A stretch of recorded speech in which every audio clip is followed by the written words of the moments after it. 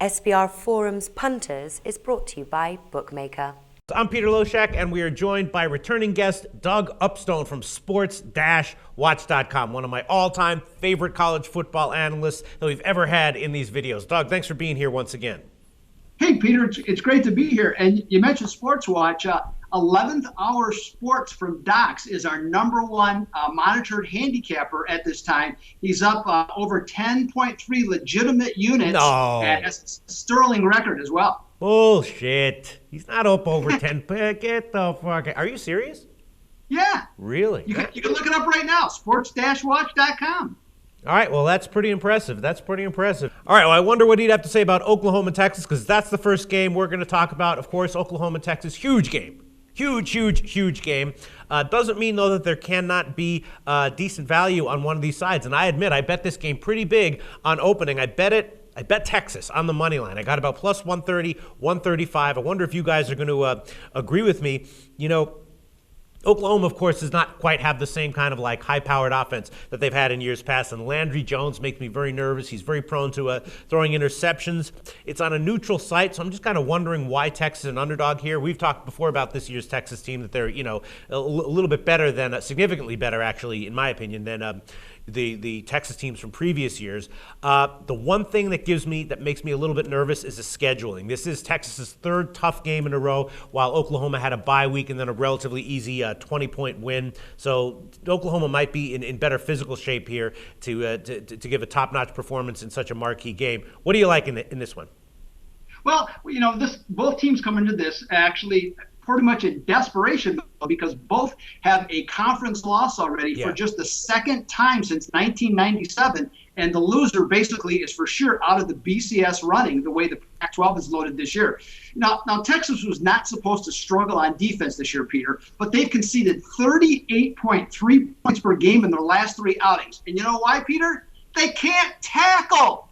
Longhorns players are fundamentally flawed in taking bad angles, have poor body positioning, trying to tackle everybody high. This is especially true in the open field, where teams have exploited them tremendously as Texas players go for kill shots as opposed to ramping up. ESPN's Chris Spielman would be frothing at the mouth, asking why these players won't listen to their coaches and tackle the right way. Look for the Sooners to try and exploit this glaring weakness. Now, like you, Peter, I am a fan of Texas's offense. David Ash, I think, has done a great job, but Oklahoma will be the most complete defense that they will see all season. And you're right. The Sooners are not littered with NFL talent as they have been in the past, but they have a number of very sound college football players. And last week, you started to witness the impact of having Mike Stoops back as defensive coordinator, with better gap control and tackling by Oklahoma defenders. Now, you're right. Landry Jones can make you nervous, but last week I liked how he played against Texas Tech. He was smart. He made good reads. And in this case, Texas will bring the pressure from the perimeter. So it's very important for him to use his outlets to capitalize on what will likely be Longhorns' defensive miscues. Now, plain and simple, to me anyways, Oklahoma is the better all-around football team in this game, which is why I think they're a favorite. Now, when both teams are ranked, the Sooners are 7-3-1 against the spread. And because, in my opinion, Stoops' squad has more discipline, can match Texas for scoring points, and is sounder defensively, let's skip being politically correct. Oklahoma wins the Red River shootout, 38-28. All right, but I thought that we talked on previous shows that this year's version of Texas was significantly better than previous years, but you don't think that's so much the case anymore, maybe? Well, again, like as I pointed out at the beginning, their defense. Right. You know, they faced three good offenses and given up over 38 points in those games. You have to be able to tackle if you're playing football. That's why it's called tackle football.